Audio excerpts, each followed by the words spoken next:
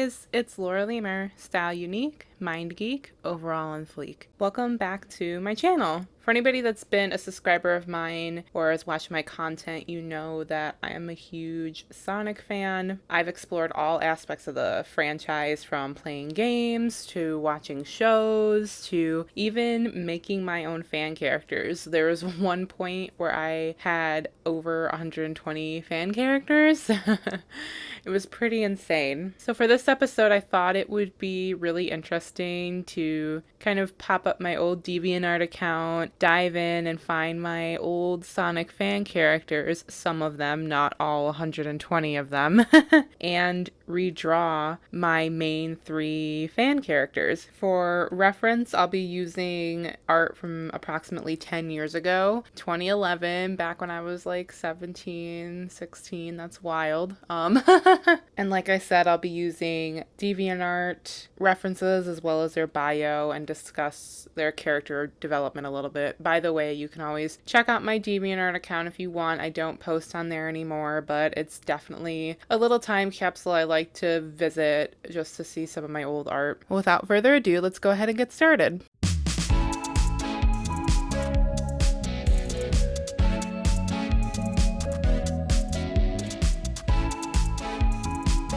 First, we have my main character, Michelle the Echidna. And before I get into what we're actually doing on the screen here, I want to explain her backstory that kind of influences the design choices for her look. So like I said, Michelle was my main Sonic character. I also created a whole island too, called Crystalline Island originally, but I think I'll just narrow it down to Crystal Island. And pretty much everybody on this island was wealthy. There's a lot of old money on this island. Like with many people who created Sonic fan characters, Michelle was originally a self-insert.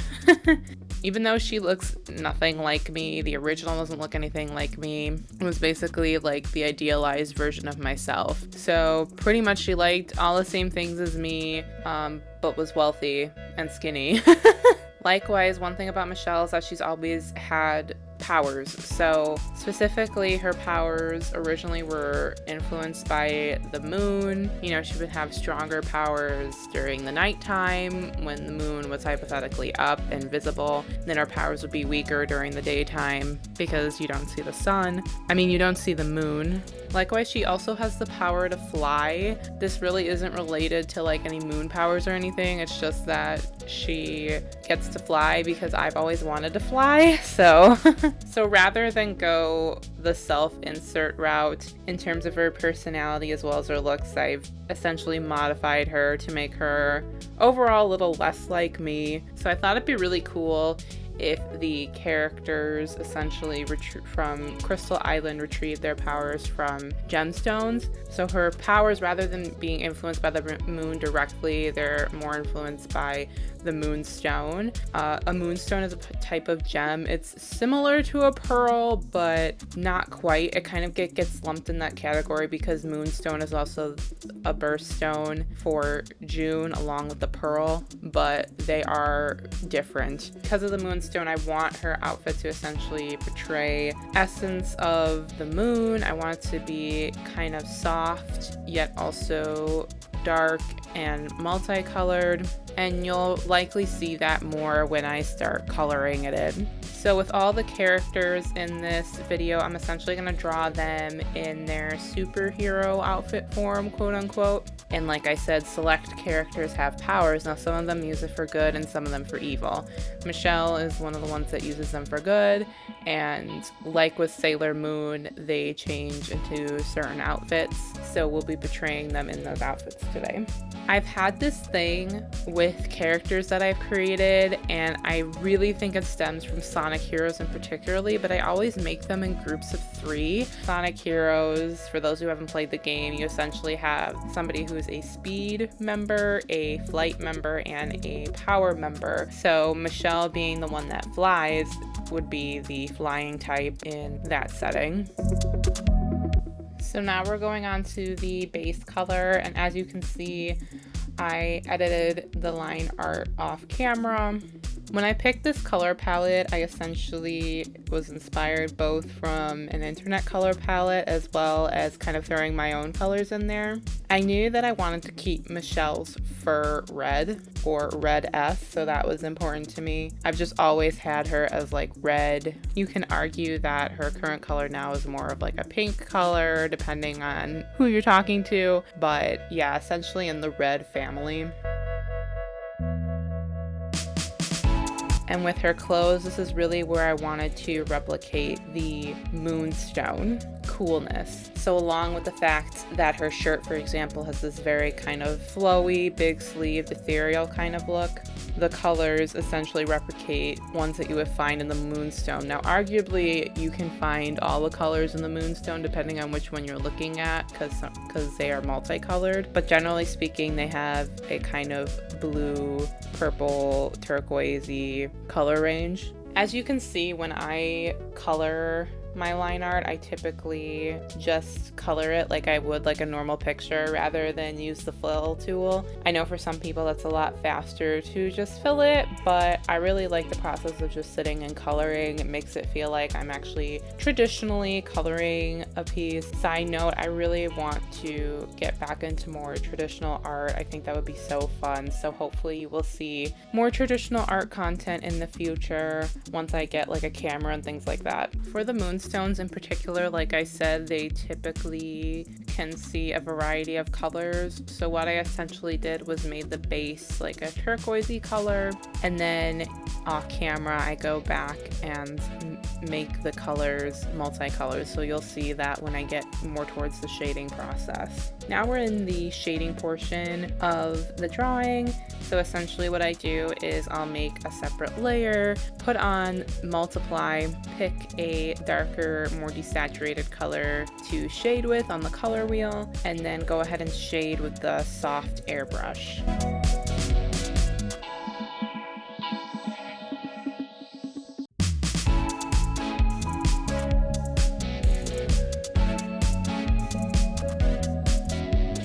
Like I said, I also edited the moonstone colors off camera. When I was looking at it, I think it portrays the moonstone pretty well, but it also kind of looks like a heat map a little bit. So I kind of can't get that out of my head, but I think especially later too, once you see it finished, it will look a little more like a moonstone.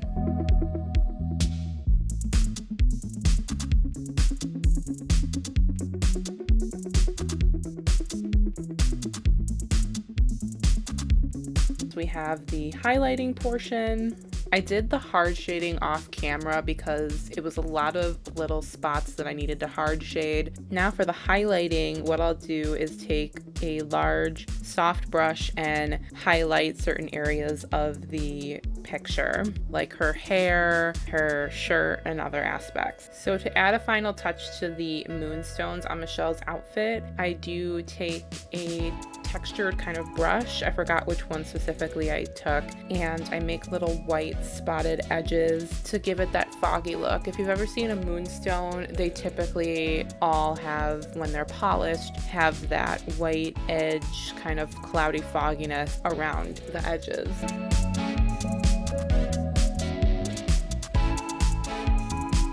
To wrap things up, we're coloring the line art, and I picked the background color, which was like a kind of soft blue, and we are all done. I really like her look now. I think she looks way more dynamic.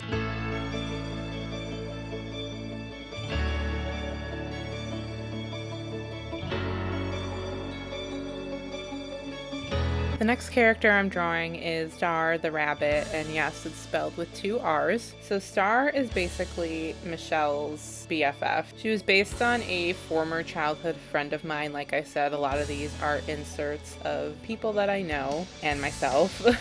Her original character arc, I didn't have her bio. I was looking on DeviantArt all over mine, and I didn't find it, so I guess I never took the time to write her one. I just remember she was a very girly, peppy character. Like Michelle, Starr channels her powers from a specific gemstone, and that gemstone would be the ruby. Personality-wise, she loves fashion. Her and Michelle love to shop, as teenage girls typically do. She also likes to bake.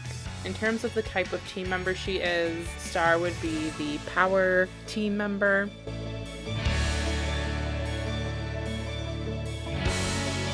So as you can see, I'm drawing out the line art first and foremost, and for her design, I really wanted a black bunny with a cute bob when I was imagining it in my head, and I think that line art really portrays it very well. And for her overall outfit design, I really wanted to go for like a girly galactic look, so she looks kind of intergalactic, but it's super girly with like the dress and the heels and stuff like that, so I thought that'd be very cute.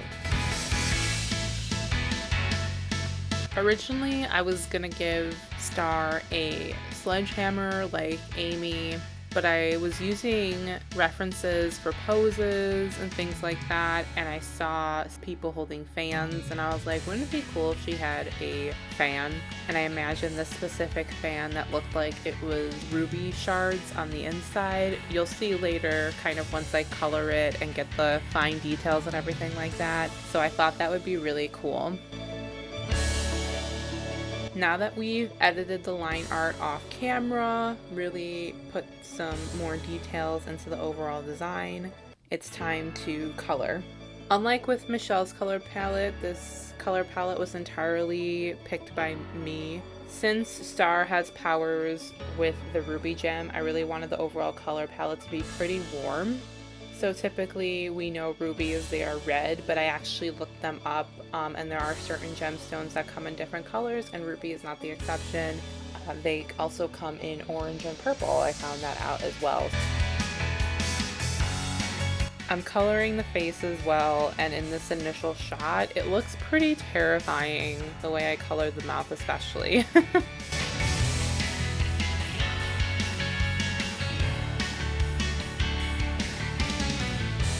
The dress, specifically the skirt, is initially orange, and I make the base orange. However, I want it to be an ombre effect, so it's going to be orange at the top, red, and then purple, a deep purple towards the bottom. And the skirt's also going to be translucent. Now with the fan itself, like I said earlier, I really kind of want it to look like ruby shards, like a mix between a paper-ish fan, but also that it's kind of solid in the sense that rubies are solid like a rock.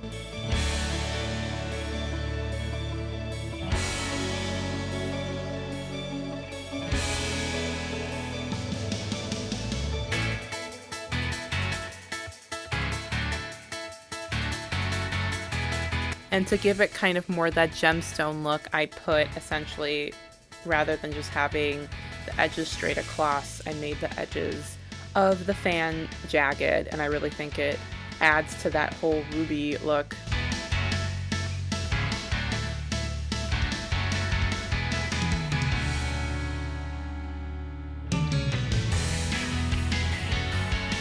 I changed the fan color to a more saturated ruby red because I really want to emphasize the deep ruby redness, whereas the outfit itself is less saturated. Now we're going on to the shadowing. Before we get into that, like I said, I did the ombre effect on the dress off camera.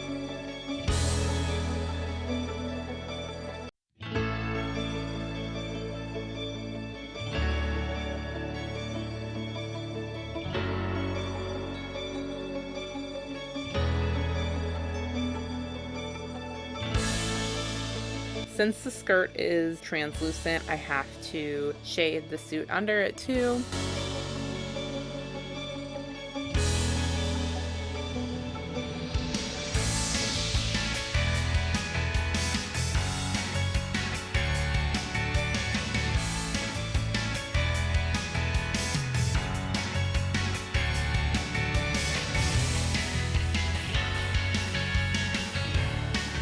With the skirt itself, I was really trying to be conscious of how I shade the skirt, which really wasn't as big of a deal as I made it up in my head. Just have to shade by the corresponding colors.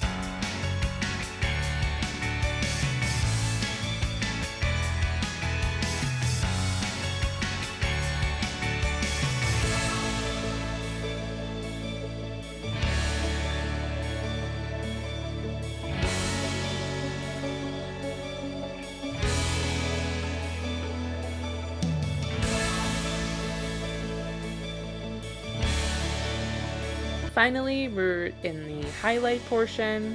As usual, I did the hard shading off camera, and because of that, you can really see the quote-unquote ruby shards in the fan now. I think it looks really cool.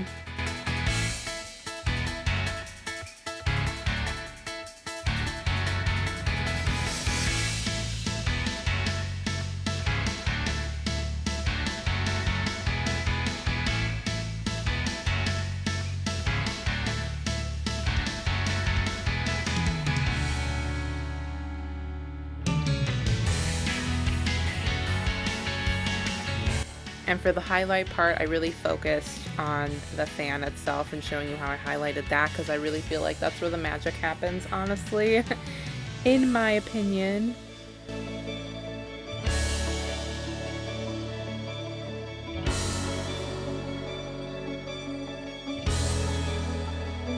As the final steps of coloring Starr, I color her line art, certain sections of it, from the skirt to the inner parts of the fan, and I also do some hard highlighting lines in her hair.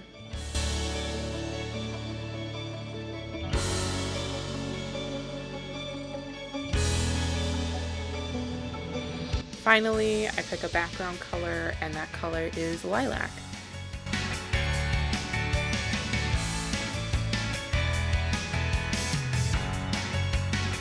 Now Starr is complete. I really enjoy the way this came out, considering I don't really pick out color palettes very well.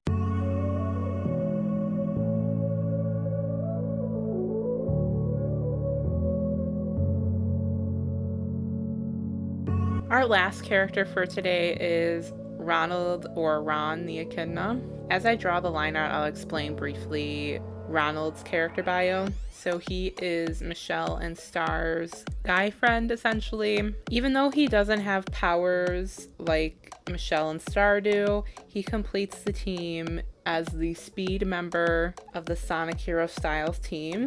Even though he doesn't have powers, he can do essentially that spin dash thing that Sonic does. You know, like in the old Sonic games where you can roll up in a ball and hit people. That's essentially what he can do as well. I do not know the name for it, I'm sorry. Terrible fan, terrible.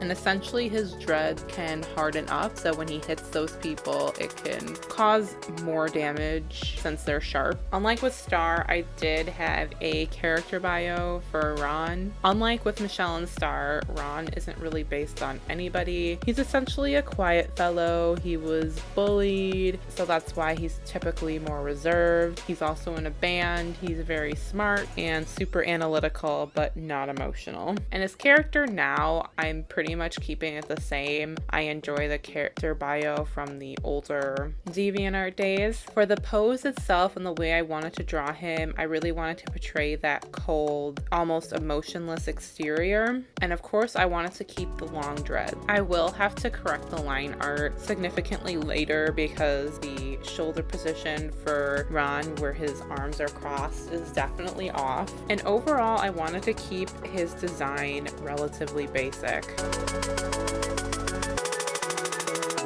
As I said, I kept the line art relatively basic, and that is true after the line art editing process. And so now we're going to color. I have a pretty interesting color palette here with the blues and the yellow especially. I do end up changing some colors later on, specifically in the fur and the muzzle.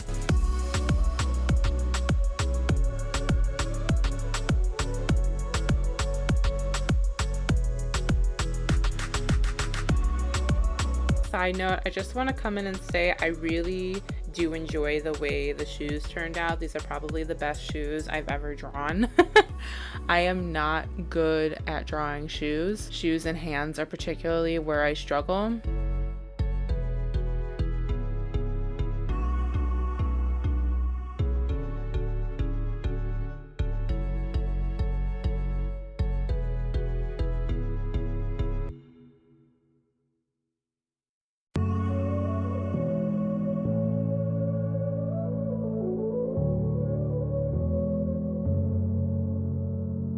So I'm finishing off the coloring details with the glasses, Like with Star's skirt, I make the glasses translucent in color. So now we've wrapped up the base coloring. We are going to do the shading process. Like with the last two drawings, I set a separate layer to multiply, get out my soft shading brush, and shade away with the appropriate colors. With there not being many details in the drawing, it makes shading a lot less complicated. Really, the most complicated part was making sure the dreads are shaded with the appropriate color, which isn't that complicated in itself since there's only two colors.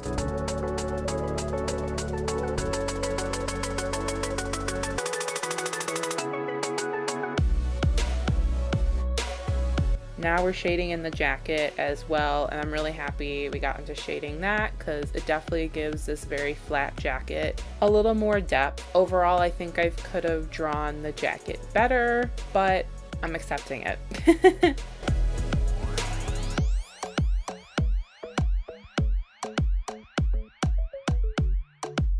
And we're wrapping it up with the highlights. I'm going in with my soft brush to highlight on a different layer and set the layer to luminosity. Particularly, I'm highlighting the dreads as well as the tips of the shoes.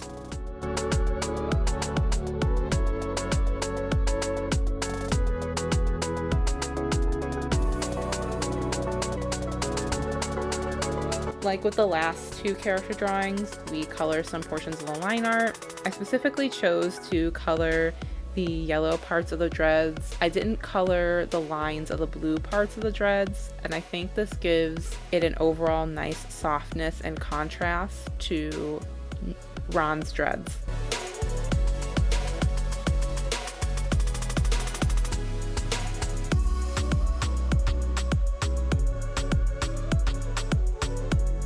I fiddled with the background color a lot, but ultimately I settled on a light brown color. And he is done. There's things that I would change, but overall I do like his new design a lot better. Well, that's the end of it. Thank you all for watching this video. Hit like if you like the video, and don't forget to subscribe so you can get notifications when I upload. I do apologize for the late release on this video. I got a new job and my hours are all over the place, so I really had to kind of crunch and find time to do this, so it took twice as long as what I would normally would. Since I'm releasing this video off schedule, I do intend to release a video on Friday as well, per my usual schedule. Saturday, the latest. I'm hoping that still works out, but if not, I will keep you all posted. All right, thank you all so much, and I'll see you next time. Take care. Bye-bye.